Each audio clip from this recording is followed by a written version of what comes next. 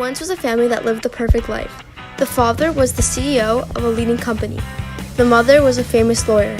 Their only daughter was at the top of her prestigious school. Everyone admired and wanted to be this perfect family. But deep within their household, this family was not happy.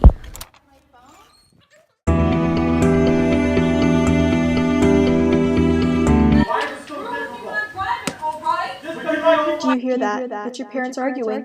You should do something about that. Stop them. My lack of sleep is giving me hallucinations. I can't believe you did that. Why would you do that? Good morning, honey. How's your sleep? Nevaeh knew that her family was not as they seemed.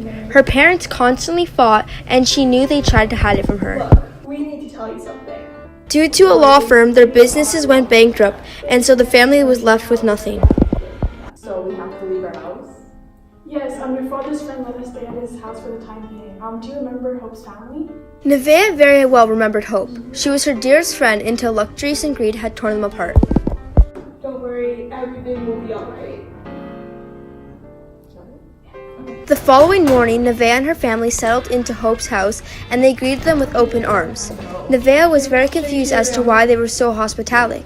They haven't seen them in years, yet they were so welcoming. Hope, why are you so nice to me? We're not exactly on the best of terms. Well, it's not that I mean nice, it's just the way I am. You wouldn't understand. I'll see you later. The next few days went by, and Nevaeh grew comfortable in her temporary home. Hope's parents were very warm towards her, and it made her feel special, something her own parents never gave her. Hey, Nevaeh, didn't I tell you more calls on the table? I'm sorry. Hey, Nevaeh, you should come join us and talk. You look better when you're happy. Okay. At that moment, Nevaeh saw that although this family wasn't as well off as her, they had more than what they ever could, and that was love.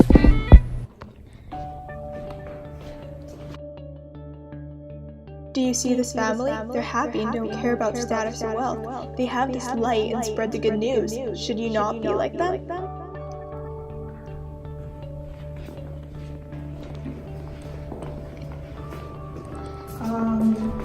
What are you doing here?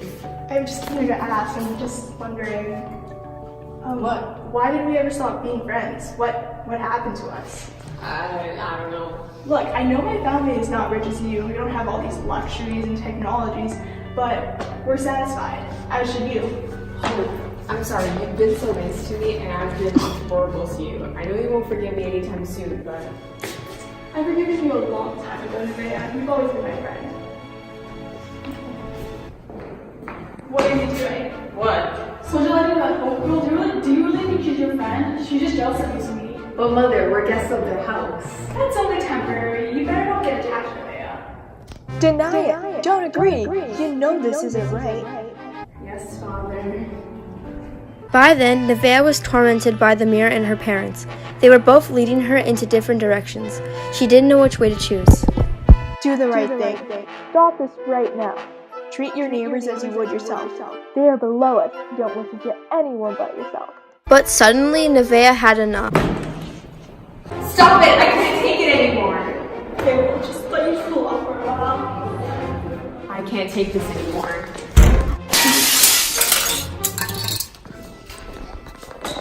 Hope, what are you doing? I'm helping you pick up these pieces, Nevaeh. I'm helping you.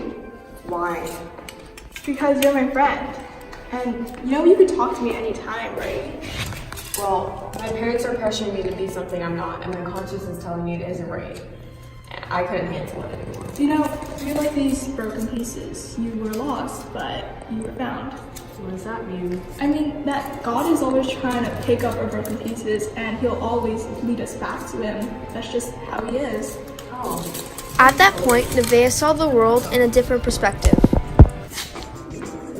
Honey, guess what? We got all our money back. Everything was all a misunderstanding. And we get to go home now. But what about Hope? What about her? Nothing! We don't need her anymore. Her parents were about to turn back to their old ways. Nevaeh knew she needed to do something. Mother, Father, stop it. Can't you see that money has corrupted you into people you're not? Dear, listen to me. You listen to me. All these luxuries and fancy items, don't you see? They've torn our relationships apart and changed who we are as people. Instead of spreading what goodness we have, we've been hiding it.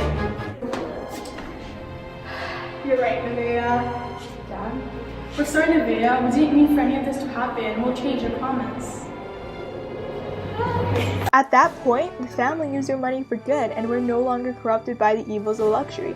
They donated to charities, helped out the homeless, and saw everyone as their neighbors. Although it wasn't enough to redeem themselves, it was a step toward goodwill and the kingdom of God.